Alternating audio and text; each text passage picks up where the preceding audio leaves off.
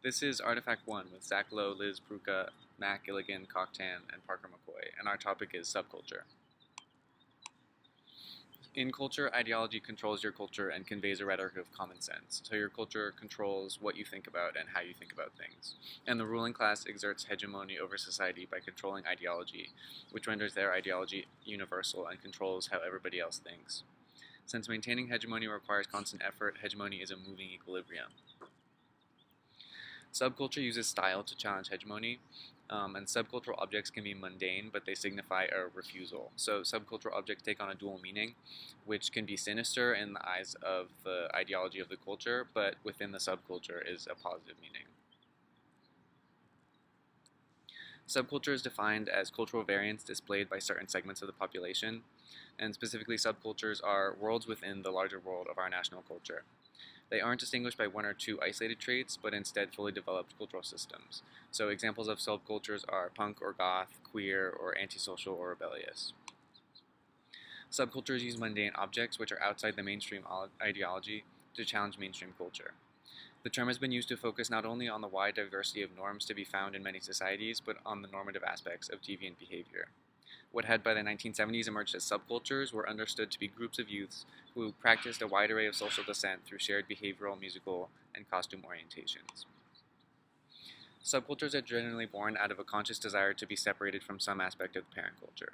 Specifically, such personality tendencies as frustration, anxiety, feelings of role ambiguity, and resentment are shown to be involved in the creation of subculture. Oftentimes, the creation of a subculture will bring a series of inverse or counter values opposed to those of the surrounding society in face of serious frustration or conflict. Queer subcultures, unlike the male-dominated youth subcultures that Hebdige, Hall, and other members of the Birmingham School have written about, are not located in an easy relation to so-called parent cultures.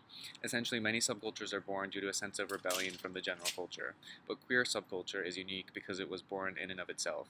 Instead of active distancing from the parent culture, queer subculture is a more long-lasting, permanent way of life.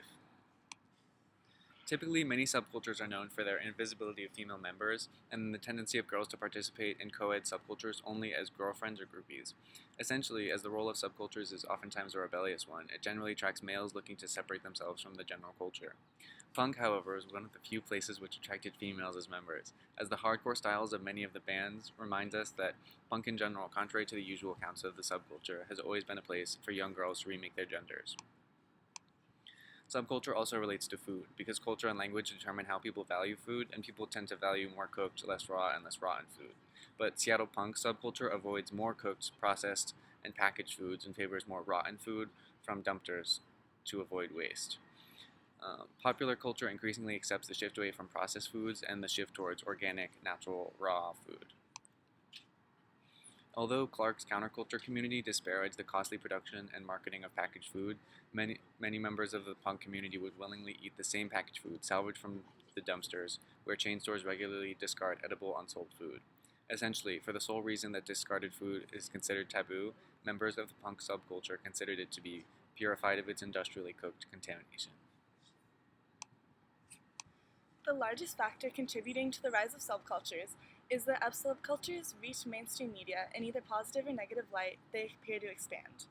The inevitable glut of articles gleefully denouncing the latest punk outrage was counterbalanced by an equal number of items devoted to the small details of punk family life.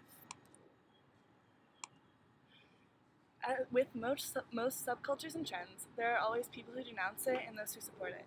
Regardless, giving attention to these subcultures continues to spread the values and characteristics of these subcultures, increasing the popularity of the subculture, and further incorporating it into the mainstream culture. Youth cultural styles may begin by issuing symbolic challenges, but they must inevitably end by establishing new sets of convention. What is at first strange, rebellious, and different eventually becomes accepted and even commonplace as traits from the subculture are incorporated into the general culture. The process of normalization and recuperation takes two characteristic forms. Firstly, the conversion of subcultural signs, such as dress and music, into mass-produced objects, such as the commodity form. And secondly, the labeling and redefinition of deviant behavior by dominant groups, such as the police, the media, and the judiciary. Each new subculture establishes new trends, generates new looks and sounds which feed back into the appropriate industries. Once removed from their private context by the small entrepreneurs and big fashion interests who produce them on the mass scale, they become codified, made comprehensible, rendered at once public property and profitable merchandise. The items of a subculture, toys, memorabilia, clothing, and popularity of subculture increases, inevitably becoming mass-produced, and start becoming commonplace objects. Having ostensibly neutralized early punk, the culture industry proved itself capable of marketing any classical youth subculture. All styles, musics, and poses could be packaged. Seemingly no subculture was immune to the gaze. So leveled, classical subcultures were deprived of some of their ability to generate meaning and voice critiques. This led to the stereotyping of subcultures and detracted meaning behind subcultures. The relative success of a few individuals created an impression of energy expansion and limitless upward mobility. This ultimately reinforced the image of the open society which the very presence of punk subculture, with its rhetorical emphasis on unemployment, high-rise living, and narrow options, has originally contradicted. Essentially, punk grew until it became what it had originally opposed. Subcultures typically stem from rebellion or dissent against the current subculture. These subcultures typically grow and evolve until they are incorporated into popular culture. The ideas of the subculture typically cause change in the views of society, at which point they have little to rebel against. This signifies a decline, as the ideas of the subculture not only become accepted, but often commonplace.